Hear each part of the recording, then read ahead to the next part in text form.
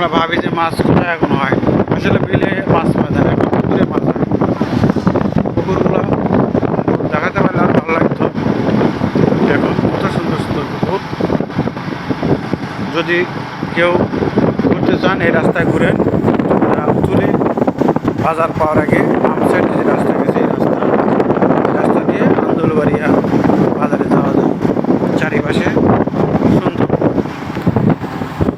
ছোটোখাটো দুই চারটা, সামনে রাস্তার ধারে দেখুন কত সুন্দর, লোক যাতে ভেঙে না যায়। গ্রাম্য রাস্তা হলো আসলেই ভালো লাগছে।